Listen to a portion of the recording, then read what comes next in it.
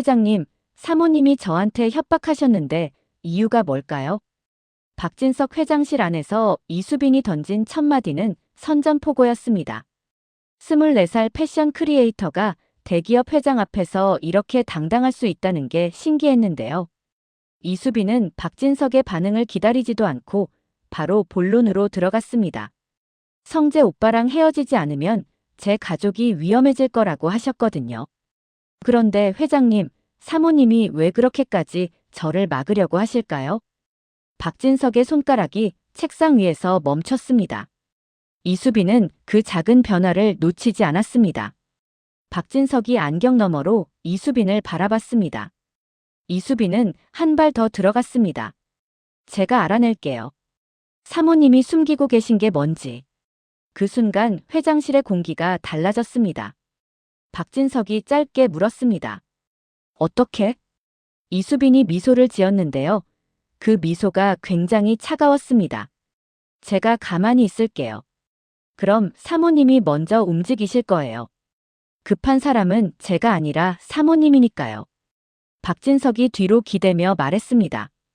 만약 내가 증명하지 못하면, 그럼 제가 성재 오빠 곁을 떠나겠습니다. 증명하면 저희 결혼 허락해 주세요. 박진석이 고개를 끄덕였습니다. 회장실 문을 나서는 이수빈의 표정은 평온했지만 그 눈빛만큼은 날카로웠습니다.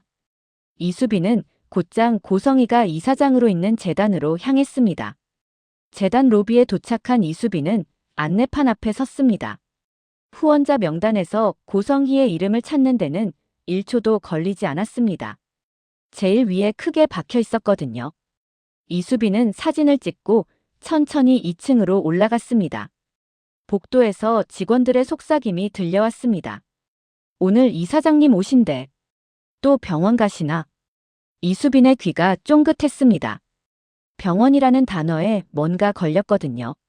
이수빈은 화장실로 들어가는 척하다가 방향을 틀어 탕비실로 갔습니다. 탕비실 문이 반쯤 열려 있었습니다.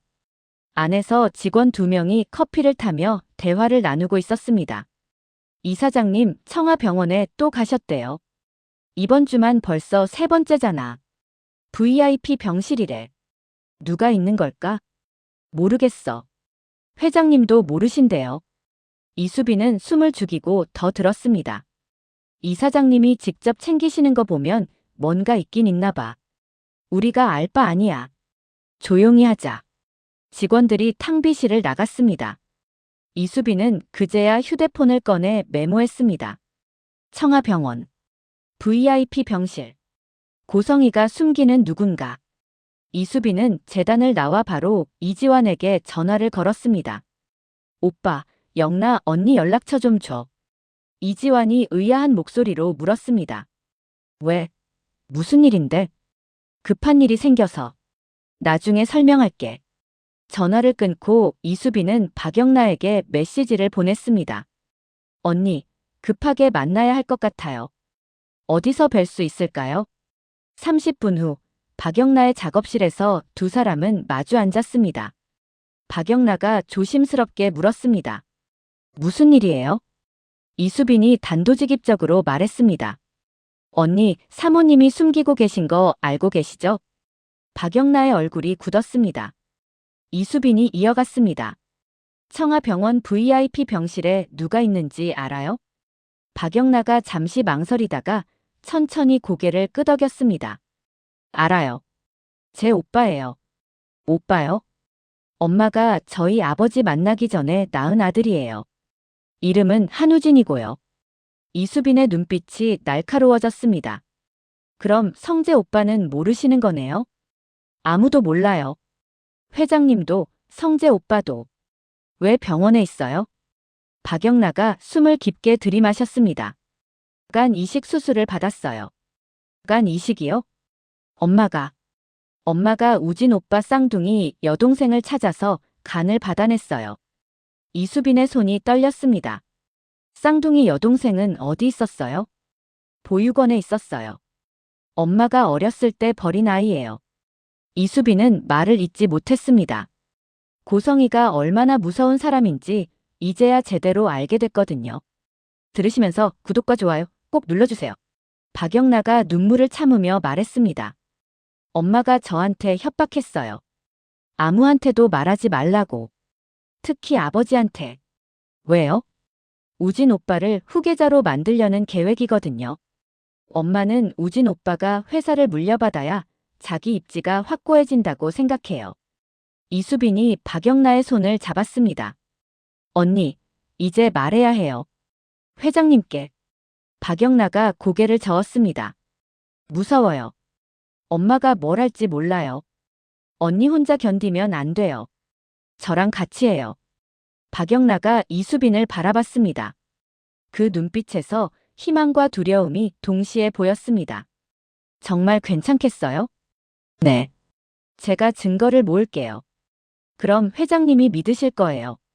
그날 밤 이수빈은 고성희에게 문자를 보냈습니다. 사모님, 청아병원 경치 좋더라고요. 고성희는 문자를 보고 얼굴이 굳었습니다. 이수빈이 뭘 안다는 뜻이었거든요. 고성희는 바로 이수빈에게 전화를 걸었습니다. 내일 만나자. 호텔 라운지로 와. 다음 날 호텔 라운지에서 고성희는 이수빈을 기다리고 있었습니다. 이수빈이 나타나자 고성희는 웃는 얼굴로 맞이했습니다. 하지만 그 웃음이 얼마나 차가운지 이수빈은 느낄 수 있었습니다. 앉아. 이수빈이 자리에 앉자 고성희는 가방을 테이블 위에 올려놓았습니다. 무거운 소리가 났습니다. 열어봐. 이수빈이 가방을 열었습니다. 안에는 현금 다발이 가득했습니다. 5억이야. 성재랑 깔끔하게 정리해. 이수빈은 가방을 천천히 닫았습니다. 사모님, 전 돈이 필요해서 성재 오빠를 만난 게 아니에요. 고성희의 웃음이 사라졌습니다. 그럼 10억? 사모님, 돈으로 안 되는 것도 있어요. 고성희가 앞으로 몸을 숙였습니다. 목소리가 낮아졌습니다. 이수빈, 넌 지금 누구한테 덤비는 건지 알아? 네, 알아요. 그래서 더 재미있는 것 같아요. 고성희의 눈빛이 날카로워졌습니다. 너 후회하게 만들 거야. 사모님이 더 후회하실 거예요. 고성희가 자리에서 일어났습니다. 가방을 챙기면서 마지막으로 한마디 던졌습니다. 내 가족한테 무슨 일 생겨도 나 몰라. 이수빈은 웃으며 대답했습니다. 그 말씀 녹음했어요. 고성희의 발걸음이 멈췄습니다. 돌아보니 이수빈이 휴대폰을 들고 있었습니다. 화면에는 녹음 시간이 찍혀 있었습니다. 고성희는 아무 말 없이 라운지를 떠났습니다. 하지만 그 뒷모습이 너무나 위태로워 보였습니다. 이수빈은 곧바로 박영나에게 연락했습니다. 언니, 이제 본격적으로 움직여야 할 것 같아요. 어떻게요? 청아병원에 가야 해요.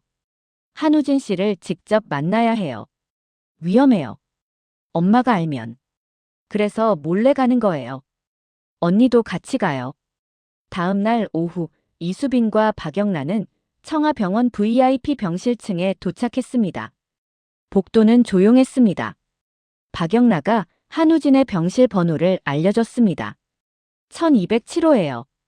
두 사람은 천천히 병실 쪽으로 걸어갔습니다. 문 앞에 도착했을 때 안에서 목소리가 들렸습니다. 고성희의 목소리였습니다. 이수빈이 박영라를 보며 손가락을 입술에 갖다 댔습니다. 조용히 하라는 신호였습니다. 우진아, 내가 회사 들어가면 모든 게 달라져. 엄마, 전 그런 거 원하지 않아요. 넌 몰라. 이 세상이 얼마나 냉혹한지. 그래서 여동생한테 간을 받으라고 하신 거예요? 고성희의 목소리가 차갑게 변했습니다. 그 애는 어차피 보육원에서 평생 살 아이였어. 내가 그 간으로 잘 살면 되는 거야. 이수빈은 휴대폰을 꺼내 녹음을 시작했습니다. 한우진의 목소리가 떨렸습니다. 엄마, 전 이렇게까지 하고 싶지 않았어요. 이미 받았잖아. 이제 와서 양심 찾으려고. 죄책감에 잠도 못 자요. 그럼 더 잘 살아. 그게 그 애한테 보답하는 거야. 이수빈은 충분히 녹음했다고 판단하고 녹음을 멈췄습니다. 박영라가 조용히 이수빈의 손을 잡았습니다. 두 사람은 병실에서 멀어졌습니다. 복도 끝에 도착했을 때 이수빈이 말했습니다. 이제 우진 씨를 직접 만나야 해요. 어떻게요? 엄마가 계속 지키고 있을 텐데. 사모님 일정을 파악해야 해요. 언니, 사모님 비서한테 연락할 수 있어요? 박영나가 고개를 끄덕였습니다. 전화번호는 알아요. 그럼 사모님이 병원 안 오는 시간을 알아내 주세요. 이틀 후 고성이가 해외 출장으로 3일간 자리를 비운다는 정보를 입수했습니다. 이수빈과 박영란은 그 기회를 놓치지 않았습니다. 들으시면서 구독과 좋아요 꼭 눌러주세요. 병실 문을 노크하자 한우진이 문을 열었습니다. 누구세요? 박영나가 먼저 말했습니다. 오빠, 나야. 영나. 한우진의 눈이 커졌습니다. 영나야? 어떻게 여길? 오빠, 이제 끝내야 해요. 한우진이 이수빈을 봤습니다. 이분은 제 동생 남자친구 여동생이에요. 믿어도 돼요. 이수빈이 한우진에게 손을 내밀었습니다. 안녕하세요. 이수빈이에요. 한우진이 조심스럽게 악수를 했습니다. 세 사람은 병실 안으로 들어갔습니다. 이수빈이 바로 본론으로 들어갔습니다. 우진 씨, 회장님께 진실을 말씀드려야 해요. 한우진의 얼굴이 창백해졌습니다. 아버지는 제 아버지가 아니에요. 알아요.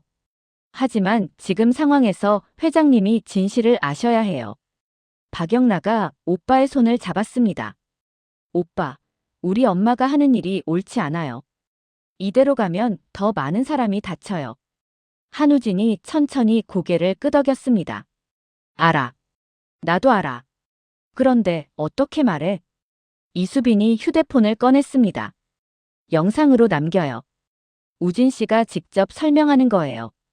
한우진이 망설였습니다. 하지만 박영나의 눈빛을 보고 결심한 것 같았습니다. 알겠어요. 할게요. 이수빈이 휴대폰을 세팅하고 녹화를 시작했습니다. 한우진이 카메라를 바라보며 말했습니다. 저는 한우진입니다. 고성희 이사장의 아들입니다. 목소리가 떨렸지만 계속 이어갔습니다. 저는 유학을 간 게 아니라 청아병원에서 간 이식 수술을 받았습니다. 숨을 깊게 들이마시고 이어갔습니다. 제 쌍둥이 여동생에게서 간을 받았습니다. 그 아이는 제가 태어난 지 얼마 안 돼 보육원에 맡겨졌습니다. 한우진의 눈에 눈물이 고였습니다. 어머니가 제가 간 이식이 필요하다는 걸 알고 여동생을 찾아냈습니다. 그리고 협박해서 간을 받아냈습니다. 목이 메어 잠시 멈췄다가 다시 말했습니다. 저는 알고 있었습니다. 하지만 살고 싶었습니다. 그래서 받았습니다. 눈물이 흘러내렸습니다. 죄송합니다. 정말 죄송합니다. 이수빈이 녹화를 멈췄습니다. 한우진이 고개를 숙이고 울었습니다. 박영나가 오빠를 안아줬습니다. 오빠, 이제 괜찮아질 거예요. 이수빈은 두 사람을 보며 말했습니다. 이제 회장님께 가야 해요. 박진석 회장실에 이수빈과 박영나가 함께 들어갔습니다. 박진석이 놀란 표정으로 두 사람을 봤습니다. 영나야, 내가 왜 여기 있니? 박영나가 아버지 앞에 섰습니다. 아빠, 제가 말씀드릴 게 있어요. 이수빈이 휴대폰을 꺼내 테이블 위에 올려놓았습니다. 회장님, 제가 약속한 증거입니다. 이수빈이 영상을 재생했습니다.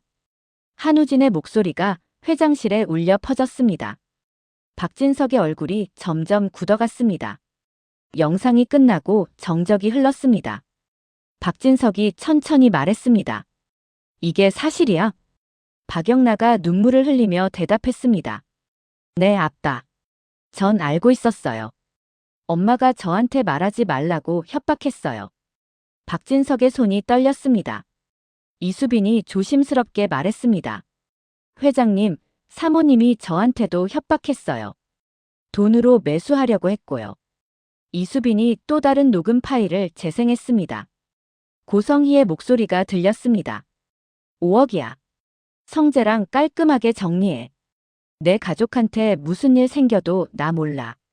박진석이 책상을 쳤습니다. 이런. 박진석이 전화기를 들었습니다. 당신 지금 어디야? 당장 집으로 와. 전화를 끊고 박진석이 일어섰습니다. 가자. 집으로. 세 사람은 박진석의 집으로 향했습니다. 고성이는 이미 집에 와 있었습니다. 평소처럼 우아한 모습이었습니다. 하지만 이수빈과 박영란을 보는 순간 얼굴이 굳었습니다. 박진석이 거실 소파를 가리켰습니다. 앉아. 고성이가 앉지 않았습니다. 무슨 일이에요? 박진석이 이수빈을 봤습니다. 이수빈이 휴대폰을 꺼내 영상을 재생했습니다. 한우진의 고백이 거실에 울려 퍼졌습니다. 고성희의 얼굴에서 혈색이 사라졌습니다. 영상이 끝나고 박진석이 말했습니다. 설명해봐. 고성희가 입술을 깨물었습니다. 그게 저는 우진이가 내 아들이라는 게 사실이야? 고성희가 고개를 숙였습니다. 네. 쌍둥이 딸을 버리고 아들만 데리고 나한테 온 거야? 그땐 살기 위해서 어쩔 수 없었어요. 그래서 그 아이한테 간을 강제로 빼앗은 거야. 고성희가 아무 말도 하지 못했습니다. 박진석이 천천히 말했습니다. 집 나가. 여보. 지금 당장 나가. 고성희가 이수빈을 봤습니다. 그 눈빛에는 분노와 원망이 가득했습니다. 하지만 이수빈은 눈을 피하지 않았습니다. 고성희가 가방을 들고 현관으로 향했습니다. 문이 닫히는 소리가 무겁게 울렸습니다. 박진석이 소파에 주저앉았습니다.